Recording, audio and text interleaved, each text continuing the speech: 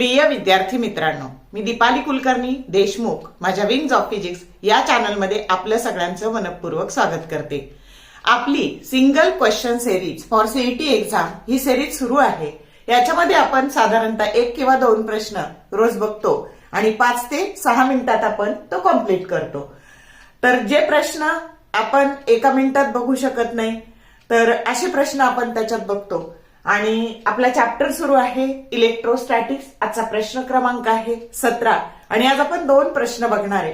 पहिला प्रश्न सीईटी 2022 ला विचारलाय आणि आकृती तशीच आहे पण कन्सेप्ट वेगळी आहे। तर तो दुसरा प्रश्न सीईटी 2025 ला विचारलाय। तर तुम्हाला प्रश्नांचं स्वरूप कळावं आणि कशा पद्धतीने सॉल्व्ह होतं हेही कळावं की जेणेकरून तुम्हाला रेग्युलरच्या पेपर नंतर लगेच सीईटीची परीक्षा कंपल्सरी द्यायची आहे प्रत्येकाला पहिला अटेम्प्ट, आणि मग त्यावेळी तुमच्याकडे असं प्रश्नांचं कलेक्शन तयार व्हावं म्हणून आपण ही सिरीज सुरू केलेली आहे। वेळ न घालवता सुरू करूयात आपण हा पहिला प्रश्न। प्रश्न असा आहे, the equivalent capacitance between points A and B as shown in figure is option A 5C, B 3/2C, C 2C and D 4/3C। तर आता आपल्याला असे कॅपॅसिटरचं नेटवर्क दिलेलं आहे आणि ह्या A आणि B मधली इक्विव्हॅलंट कॅपॅसिटी आपल्याला काढायची आहे। मग आपण सर्किट सिंपल करत जायचं। आधी आपण P, M आणि R ह्या 2 कॅपॅसिटरचा विचार केला तर ते 2 कॅपॅसिटर सिरीज मध्ये आहे आणि त्याची पण व्हॅल्यू C आहे आणि याची पण व्हॅल्यू C आहे। मग जर आपण याला या पद्धतीने केलं, या दोन्हींची सिरीज केली आणि याला 1 म्हणू, याला 2 म्हणू आणि याचा इक्विव्हॅलंट कॅपॅसिटर याला C12 म्हणू। मग आता जेव्हा सारखेच कॅपॅसिटर सिरीज मध्ये असतात तेव्हा त्याच्यासाठीचा फॉर्म्युला असतो।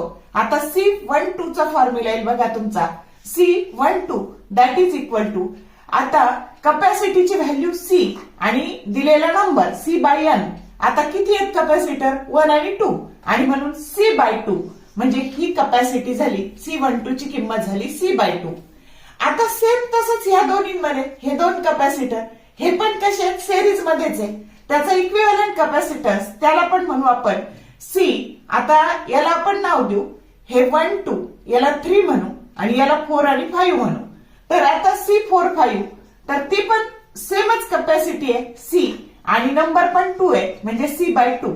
आता सिच्युएशन काय झाली बघा, हा C/2 त्याच्यानंतर हा C आणि हा C/2 अशी पॅरलल झाले एकमेकाला। बघा हा C4 हा पण C/2 आणि हा C असे एकमेकाला पॅरलल झाले आणि पॅरलल कॅपॅसिटर काढणं खूप सोपं असतं का, तर ती सरळ त्याची बेरीज असते। मग आता बघा C/2 plus C/2 plus C। आता इथं 2 जर एलसीएम घेतला किंवा सोपं आहे, C/2 C/2 हे झाले C आणि हे C आणि प्लस हे C, तर मग काय झाले टोटल 2C। समजलं कसं काढलं इक्विव्हॅलंट कॅपॅसिटन्स। मग A आणि B मधला इक्विव्हॅलंट कॅपॅसिटन्स किती आहे, तर C equivalent between A and B that is equal to 2C, की जो करेक्ट ऑप्शन काय आहे C आहे। समजलं का? अशा पद्धतीने प्रश्न सिंपल करत जायचं नेटवर्क। आणि 2025 ला थोडासा वेगळा प्रश्न याच्यावर विचारलाय तर तो बघूयात आपण आता। सीईटी 2025 ला आलेला प्रश्न असा आहे बघा, 3 capacitors are connected to a battery as shown in the figure. The ratio of charge on capacitor C3 and C1 is option A 1.5, B 2.5, C 3.5 and D 4.5। तर आता आपल्याला असं नेटवर्क दिलेलं आहे बघा। आता हा जो कॅपॅसिटर आहे याची व्हॅल्यू 1C आहे, याची 2C आहे, याची 3C आहे आणि या सर्किटच्या अक्रॉस असं बॅटरी जोडलेली आहे ज्याचे पोटेन्शियल V आहे। तर आता तुम्हाला याच्या अक्रॉस असलेला चार्ज डिवायडेड बाय याच्या अक्रॉस असलेला चार्ज याचा रेशो काढायचा आहे।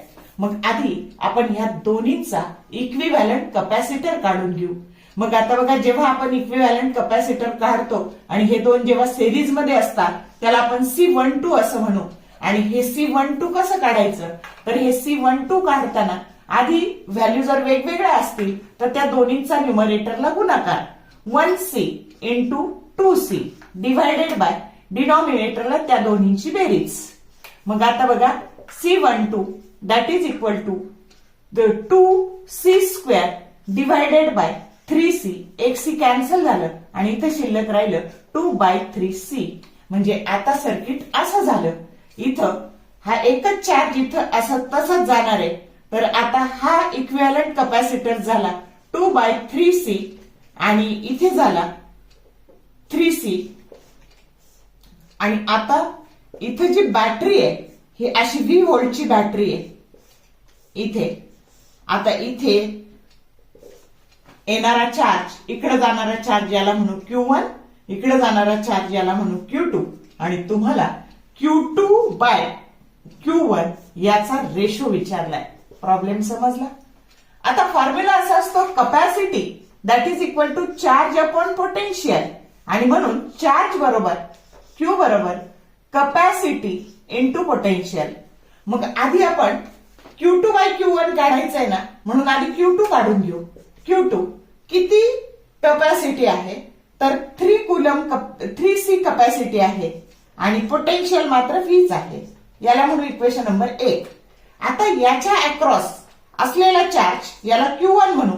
याच्या अक्रॉस कपॅसिटी आहे 2/3C आणि पोटेन्शियल मात्र सेम आहे V. आणि आता जर आपण इथे Q2/Q1 चा रेशो विचारलाय, तो जर घेतला तर 3CV divided by 2/3CV. CV cancel झाले, डिनॉमिनेटरचा डिनॉमिनेटर इट बिकम्स न्यूमरेटर. म्हणजे 3 3 9/2. आन्सर आलं 4.5. समजलं का की जो करेक्ट ऑप्शन काय आहे, तर जो करेक्ट ऑप्शन डी आहे. अशा पद्धतीने सोडवायचंय. म्हणजे फिगर जरी सेम दिसत असली तरी प्रॉब्लेम कसा वेगळा विचारला जाऊ शकतो आणि तो कसा सिंपल करता येतो हे मी तुम्हाला करून दाखवलंय. समजलं का?